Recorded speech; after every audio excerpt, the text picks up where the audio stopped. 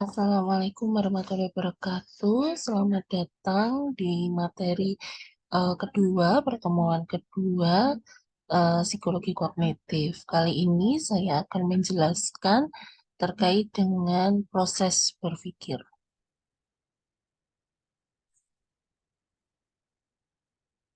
Proses berpikir itu berasal dari kata berpikir ya. Jadi berpikir adalah sebuah proses mental yang itu lebih tinggi di mana kita memanipulasi dan menganalisis informasi. Sehingga ada kata kunci di sini adalah menganalisis, eh, menganalisis dan juga memanipulasi informasi yang diperoleh atau yang ada. Sehingga kita tahu misalnya sekalian atau kita sedang membaca, maka itu berarti kita sedang memperoleh informasi. Nah, di dalam proses kognisi kita sedang ada proses manipulasi, yaitu kita mencerna informasinya dan kemudian menganalisis sehingga terdapat informasi yang kita peroleh. Berpikir adalah proses yang membentuk representasi mental baru melalui transformasi oleh interaksi kompleks dari atribusi mental. Jadi ada beberapa proses mental, karena makanya di sini tertulisnya adalah proses mental yang lebih tinggi ya, karena pada saat berpikir itu ada interaksi kompleks dari beberapa atribut mental yang itu bekerja. Nah, biasanya mencakup apa saja? Ada pertimbangan, abstraksi, penalaran, penggambaran, problem solving, kemudian pembentukan konsep, kreativitas, dan kecerdasan. Nah, ini adalah beberapa hal yang kemudian kita pelajari di berikutnya ya. Nah, ide dasar tentang berpikir yang pertama, berpikir itu adalah proses kognitif. Jadi, teman-teman mungkin sudah belajar tentang kognisi ya, kognisi secara umum. Nah, proses berpikir itu adalah eh, proses kognitif. Namun, keputusan diambil melalui perilaku, sehingga antara problem solving dengan proses berpikir itu berbeda, berbeda konsep. Sehingga nanti problem solving juga akan kita bahas ya. Nah, berpikir itu proses yang melibatkan beberapa manipulasi pengetahuan dalam sistem kognitif. Jadi, memanipulasi pengetahuan. Jadi, hal-hal yang kita ketahui, informasi yang kita peroleh, itu kalau kita ada proses manipulasi, artinya kita sedang berpikir. Jadi, tidak hanya kemudian kita mendapatkan stimulus, kemudian kita tidak mendapatkan arti sesuatu dari hal itu gitu, atau kita tidak ada terjadi suatu manipulasi dari kognisi kita untuk mencerna itu apa dan sebagainya. Nah, itu berarti bukan berpikir gitu ya.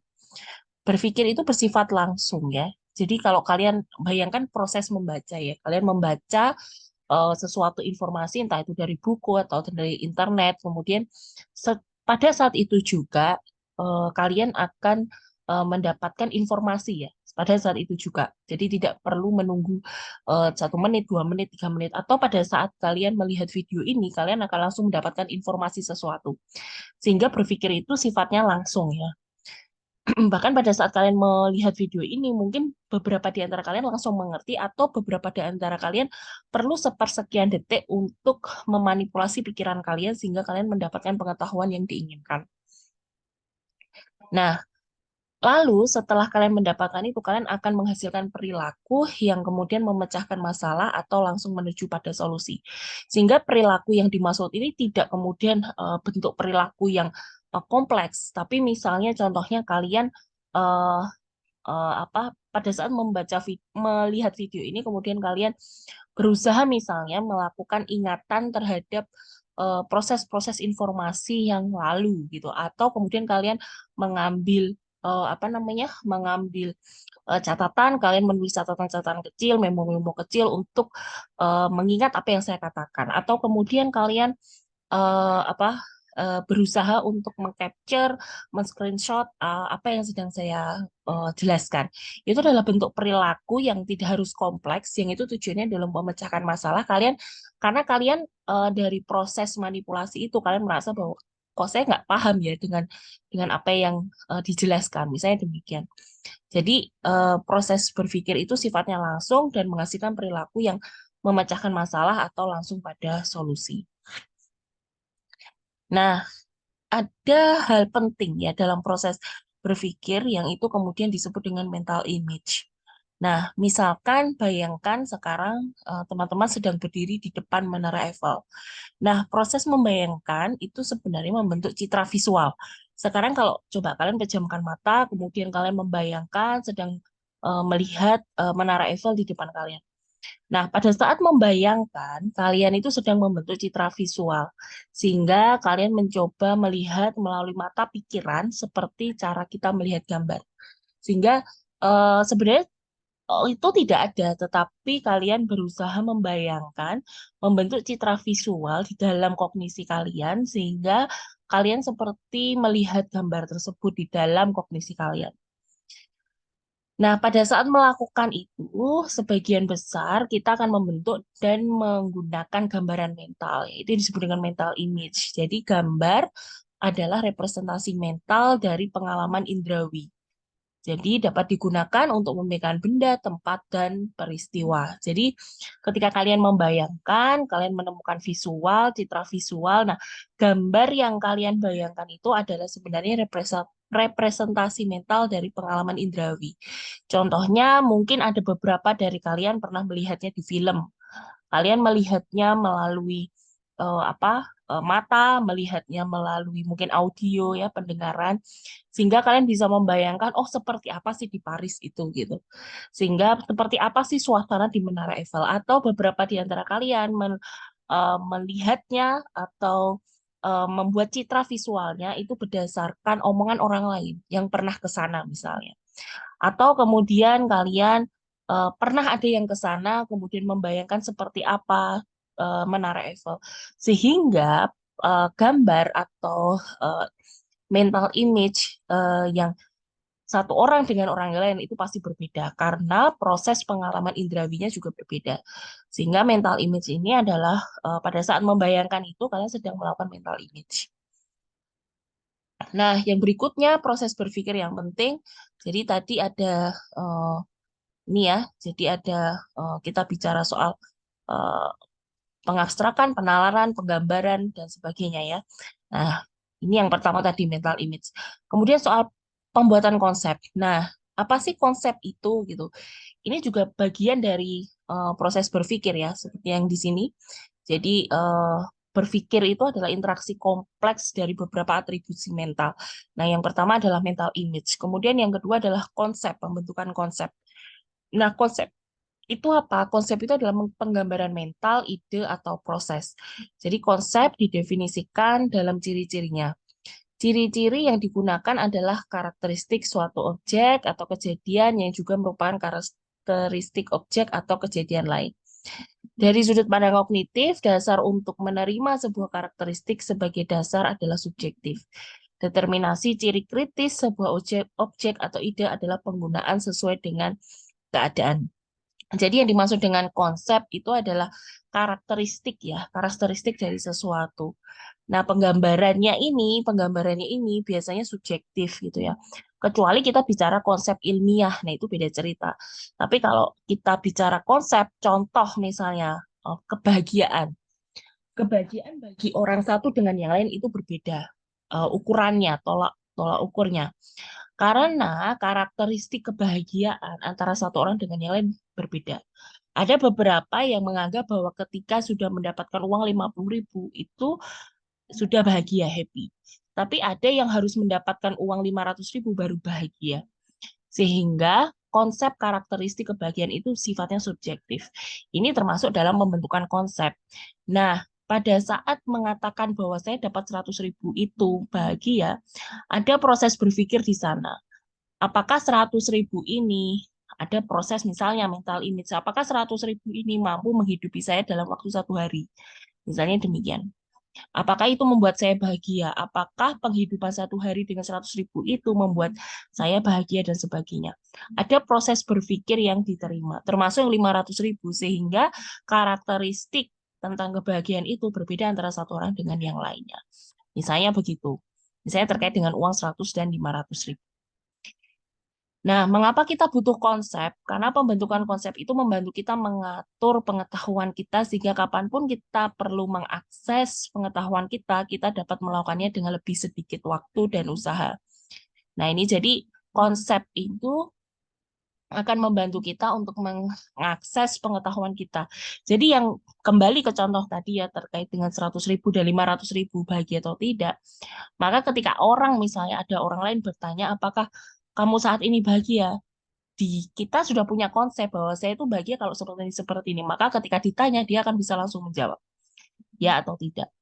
Itu bicara soal sesuatu yang lebih abstrak ya. Tapi sesuatu yang lebih konkret, misalnya soal ilmu pengetahuan, kalau kita tahu konsep-konsepnya ketika ditanya, misalnya apa sih yang dimaksud dengan berpikir, contohnya. Kemudian kalian eh, mengetahui batasan konsep karakteristiknya, sehingga ketika ditanya akan jadi tahu. Nah, semacam itu.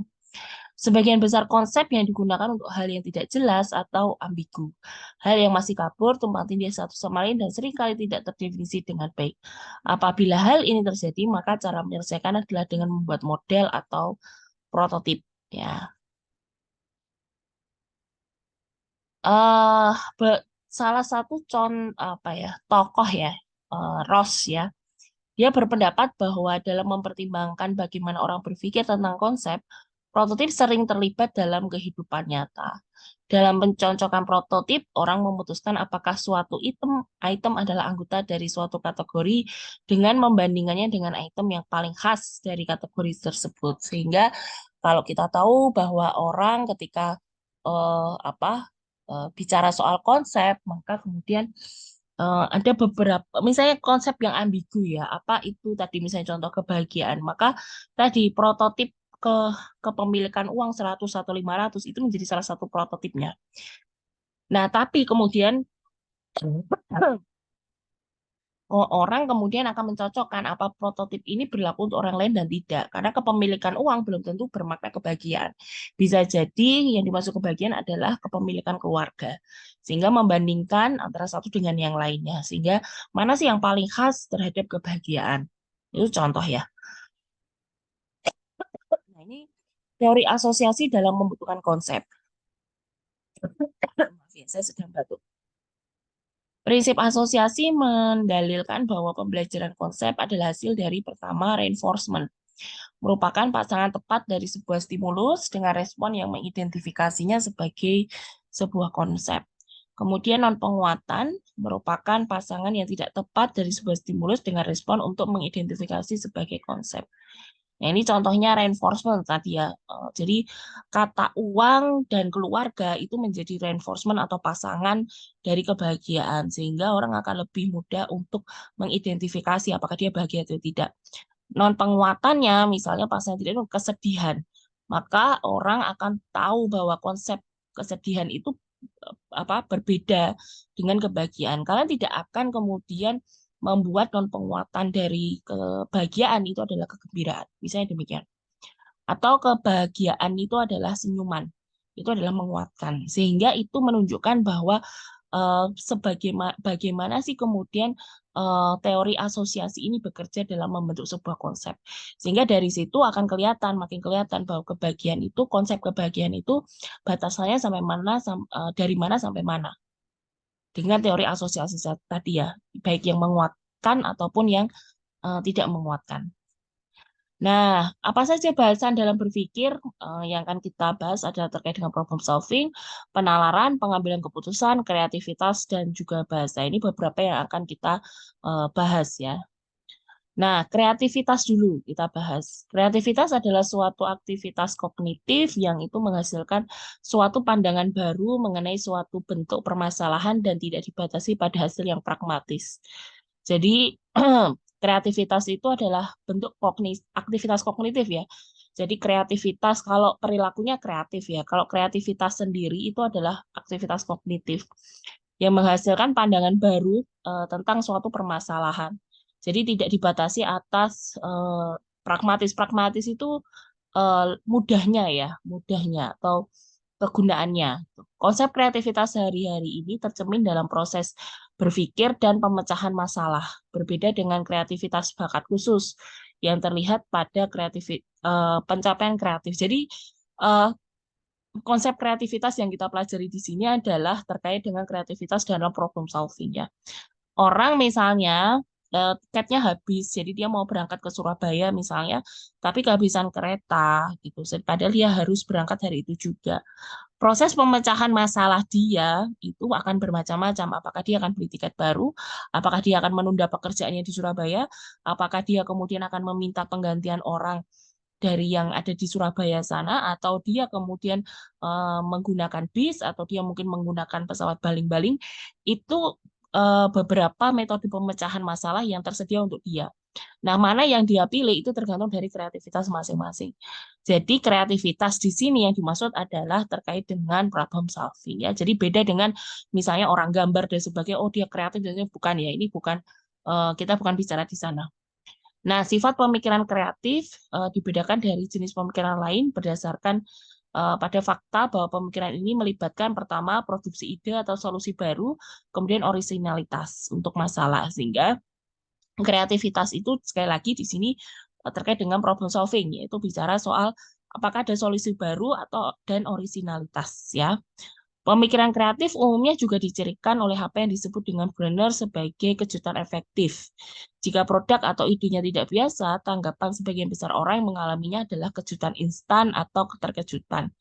Ya, jadi kreativitas itu biasanya akan mengejutkan orang lain gitu.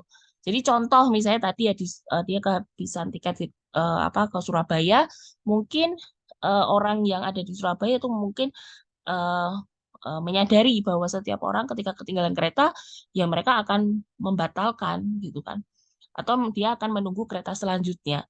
Tapi ketika dia memilih untuk naik pesawat ya, untuk naik pesawat atau dia naik transportasi yang lain, misalnya lewat tol ya, naik bis gitu, maka itu mungkin akan bikin terkejut. Oh, ternyata karena kalau naik pesawat atau naik bis itu jauh lebih cepat daripada naik kereta, misalnya demikian.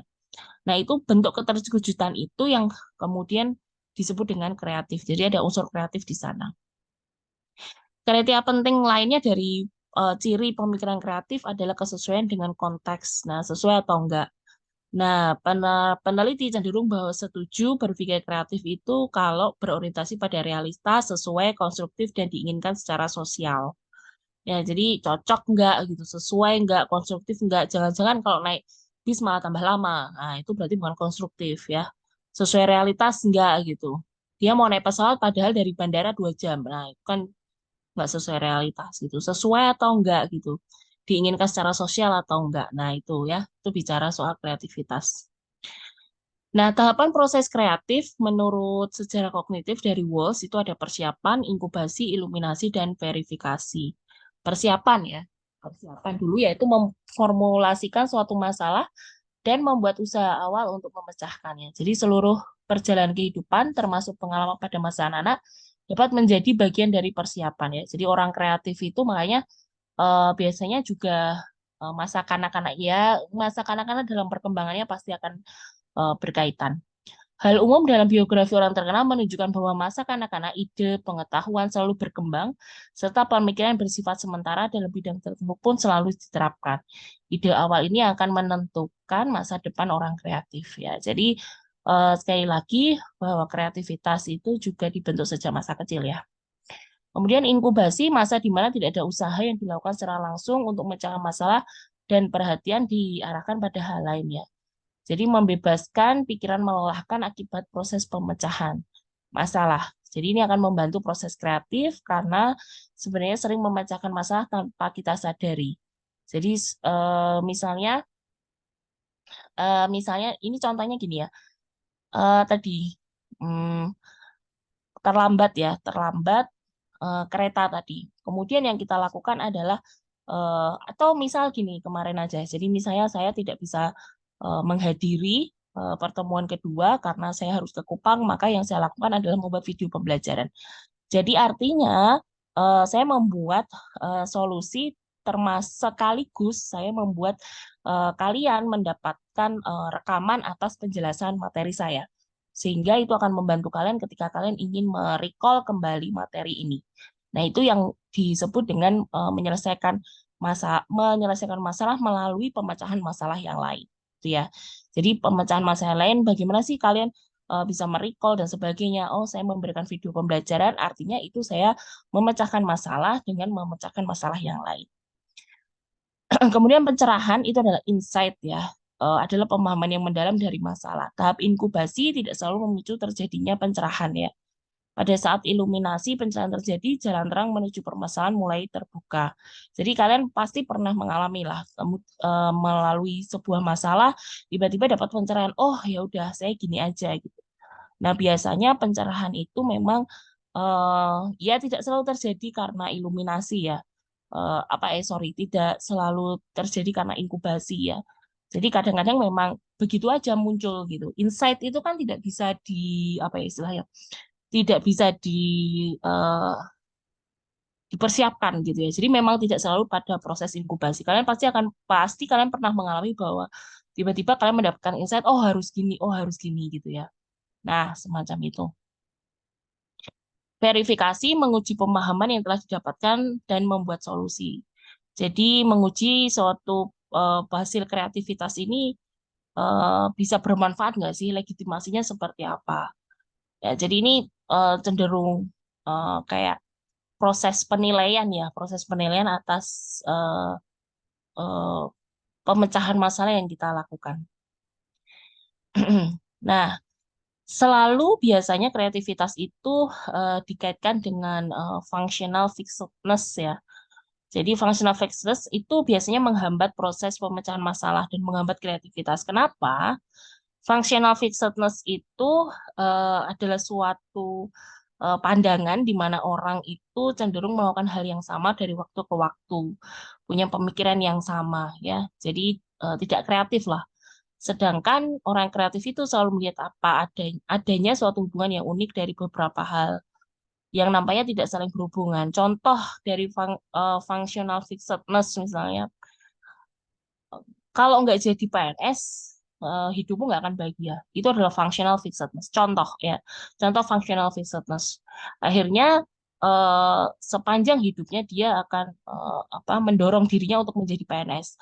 Padahal mungkin di sekitar dia ada peluang-peluang lain yang itu juga eh, membantu kehidupannya gitu ya. Jadi bukan hanya semata-mata kemudian memuja-muja ya harus jadi PNS dan sebagainya.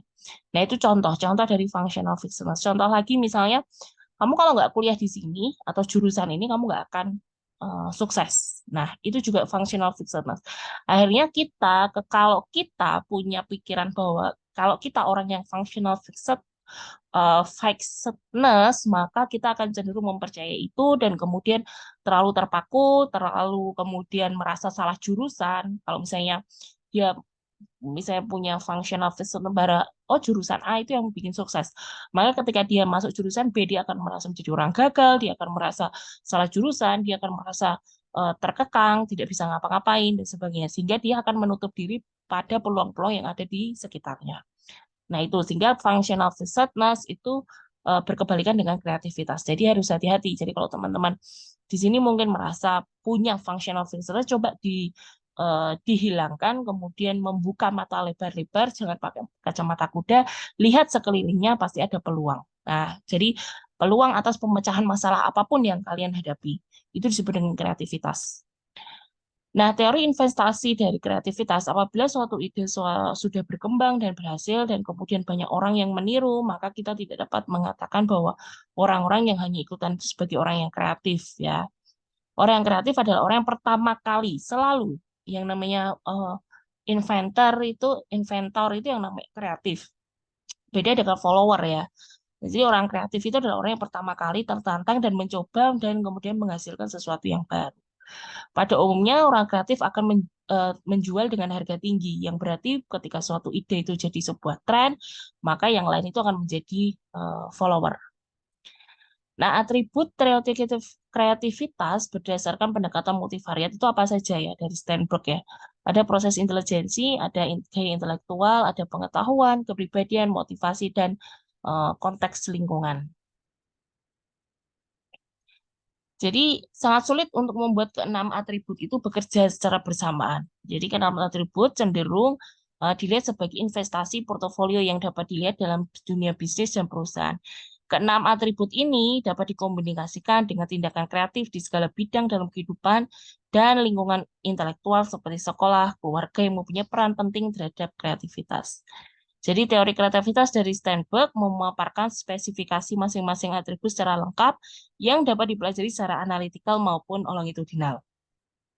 Maka bisa kita tahu bahwa sebenarnya kreativitas itu tidak hanya dari satu sifat atau keahlian, misalnya ketangkasan saja, tapi adalah kombinasi dari beberapa faktor ya. Karena tadi ada 6 ya, ada proses intelijensi, gaya intelektual, kepribadian. Jadi bisa diketahui juga bahwa konteks lingkungan pun juga berpengaruh terhadap kreativitas tadi. Misalnya functional fixedness. Mungkin kita tidak functional fixedness, tapi orang di sekitar kita functional fixedness. Contohnya, kita misalnya sudah happy, udah seneng kuliah di jurusan A gitu ya. Kemudian orang-orang di sekitar kita ketika menanya kan kamu kuliah jurusan apa? Jurusan ini loh mau jadi apa? Orang yang lain oh mau jadi apa? Mau jadi apa gitu. Jadi akhirnya yang awalnya jadi sudah tidak functional fixedness akhirnya menjadi functional fixedness. Nah, misalnya demikian. Sehingga sekali lagi itu merupakan integrasi antara beberapa faktor. Jadi, meneliti kreativitas itu bukan hanya soal mengidentifikasi dan menjumlahkan masing-masing atribut, kemudian menambahkan, tapi lebih pada mengidentifikasi dan menentukan kekuatan interaksi antara masing-masing atribut. Jadi, setiap orang pasti berbeda. Contohnya, contohnya tadi konteks lingkungan itu untuk orang yang satu. Untuk orang yang lain, misalnya lingkungannya mendukung gitu. Wah, semoga besok jadi gini-gini. Tapi kepribadian dia sendiri, misalnya dia kepribadiannya lebih tinggi di consciousness ya, sehingga kemudian dia merasa bahwa wah ini salah dan sebagainya sebagainya gitu. Atau dia neurotismenya tinggi gitu, maka dia merasa cemas. Wah nanti masa depan saya gimana, ininya gimana gitu. Atau mungkin orang lain kepribadiannya oke ini tapi nggak punya motivasi. Nah, jadi begitu. Jadi interaksi antara beberapa faktor ini dari setiap orang berbeda-beda. Nah, fungsi adaptif dari kreativitas. Jadi masih ada perdebatan apakah kreativitas itu fungsi adaptif atau hanya melalui sebagai byproduct dari sifat fungsional yang lainnya ya. Jadi sebenarnya kreativitas itu apakah fungsi adaptif atau dia produk dari fungsi kognitif yang lain. Terdapat banyak fakta logis yang mendukung hipotesis bahwa kreativitas itu byproduct. Tapi tokoh lain memberi argumen yang masuk akal mengenai fungsi adaptif yang bertolak belakang dari ide. Bahwa di sini menciptakan, melihat, dan memahami dunia sebenarnya dapat membantu manusia dalam berlatih menghadapi kejadian nyata sehingga pada suatu saat nanti keinginan untuk menciptakan ataupun memandang sebuah kreasi itu akan membantu kita dalam mempengaruhi perilaku lainnya. Jadi ini adalah kesimpulan ya. Kesimpulan dari apakah kemudian eh, kreativitas itu adalah fungsi adaptif atau byproduct. Jadi dari sini kelihatan bahwa kreativitas itu proses berlatih ya, proses berlatih dari setiap kejadian yang dialami sehari-harinya. Nah, bagaimana cara menilai kreativitas itu sangat subjektif ya. Standar kreativitas itu berbeda-beda. Jadi, psikolog berpendapat bahwa kemungkinan untuk meneliti bakat kreatif dengan cara mengukur seberapa bagus seseorang melihat hubungan antara beberapa kata yang tampak tidak saling berhubungan. Disebut dengan RAT, Remote Associate Test, yang ditemukan oleh Metnick. Nah, ini tentang RAT ya. Nanti teman-teman bisa membaca sendiri di slide saya. Nah, penelitian tentang ide pengasosian atau diet of triads ya. Dalam penelitian ini subjek diminta untuk menilai rangkaian mana saja yang koheren. Hasil dari penelitian ternyata subjek mampu mengidentifikasi rangkaian kata yang koheren meskipun mereka tidak memberikan sebuah solusi. Artinya subjek tahu elemennya tapi tidak tahu bagaimana memberi nama. Jadi sebenarnya subjek itu punya solusi tentang tugas asosiasi itu, tapi terdapat eh, hal tersebut dapat menjadi salah satu fase dalam membuat solusi kreatif dari suatu tugas. Jadi konsep ide mempunyai hubungan dengan konsep intuisi, pemahaman secara segera terhadap suatu objek tanpa ada intervensi dari proses penalaran. Intuisi manusia merupakan bagian yang sangat penting dari proses menemukan tindakan kreatif. Nah, ini juga contoh tes lagi ya. Contoh tes terkait dengan kreativitas. Ini bicara soal cara berpikir konvergen dan divergen. Jadi kalau konvergen itu mengarah pada satu kesimpulan khusus, sedangkan divergen itu bicara pada variasi jawaban. Jadi jawaban yang lebih kreatif atau divergen itu kemungkinan memanfaatkan suatu objek atau ide dalam hal yang lebih abstrak. Jadi pemikiran divergen itu lebih fleksibel dalam berpikir ya. Jadi soal cara berpikir. Jadi ada tes lagi selain RAT, ada divergence production test. Nah, kenapa orang divergen itu lebih kreatif? Karena ada kefasihan, fleksibilitas, originalitas, dan elaborasi. Nah, apa saja hambatan dalam berpikir? Yang pertama, faktor penghambatnya adalah apa? eh, Kebiasaan, perseptual, motivasi, emosional, dan budaya. Dan banyak juga kebiasaan belajar yang itu juga menghambat ya terkait dengan berpikir kreatif. Contoh rutinitas sehari-hari, kecenderungan untuk dikalahkan pada kebiasaan, terutama cara berpikir seseorang yang dapat merusak ekspresi kreatif ya. Jadi misalnya, oh kok gini kok nggak sama seperti yang lain gitu. Padahal berbeda kan nggak masalah ya. Misalnya demikian. Blok motivasi dan emosional juga mengganggu berpikir kreatif. Blok itu maksudnya hambatan ya. Jadi motivasi dan emosional ya. Jadi misalnya eh, kan gini ya, kreativitas itu butuh usaha, butuh tenaga. Jadi orang itu cenderung kayak malas ya. Jadi itu motivasinya otomatis itu bicara blok motivasi. Atau kreativitas itu kan membutuhkan effort ya. Sehingga emosi itu perlu dijaga. Nah, itu yang juga menghambat juga. Orang kadang ingin cepat ya, sehingga kalau berlama-lama itu jadi lebih emosi negatif yang lebih banyak muncul dan sebagainya. Jadi kurangnya motivasi, takut gagal, takut jadi berbeda, takut diejek dan sebagainya itu bisa menjadi hambatan terhadap kreativitas. Hambatan budaya apa aja? Misalnya eh, kita tahu tradisi ya, tradisi pendidikan kita misalnya dulu ya zaman dulu itu selalu apa sih yang dikatakan guru itu yang dipercaya ya dan apa mahasiswa cenderung ya apa siswa itu cenderung tidak ingin mendapatkan informasi yang lain selain dari gurunya. Jadi guru itu selalu dipercaya gitu. Itu bentuk tradisi yang menghambat ya. Tapi kan sekarang sudah berbeda ya, apalagi sekarang kurikulumnya sudah berbeda sehingga siswa itu boleh mencari dari manapun ya. Ada pula budaya-budaya yang itu biasanya mempertahankan status quo ya. Jadi eh, apa mereka yang punya apa istilahnya konsep-konsep atau mereka eh, daerah-daerah ya. Misalnya contohnya eh, apa ketika budayanya itu adalah eh, punya kebudayaan tertentu ya misalnya. Kemudian ada orang lain yang menggebrak budaya itu biasanya yang respon pertama kali yang terjadi itu adalah orang akan protes gitu. Karena dianggap bahwa kok kamu nggak sesuai dengan budaya sih, nah, saya demikian. Jadi itu yang kemudian dan banyaknya masyarakat kita itu adalah masyarakat yang suka mempertahankan status quo. Kenapa? Karena kalau tidak mempertahankan status quo itu adalah status yang apa adanya, yang kita tahu selama ini ya. Misalnya ya ya seorang apa siswa itu seharusnya mendengarkan guru, misalnya contoh. Tapi ketika ada siswa yang mencoba mengkritik pada guru, itu berarti sudah menggebrak yang namanya status quo ya.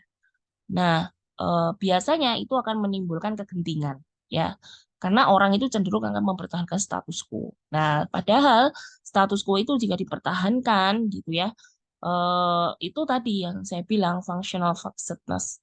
Nah, maka kemudian ketika mencoba berbeda asal itu bertanggung jawab dan sebagainya, maka sebenarnya tidak masalah ya, untuk menggebrak status quo itu. Nah, jika mampu menghasilkan beberapa ide yang berbeda, artinya kita telah menunjukkan fleksibilitas ya.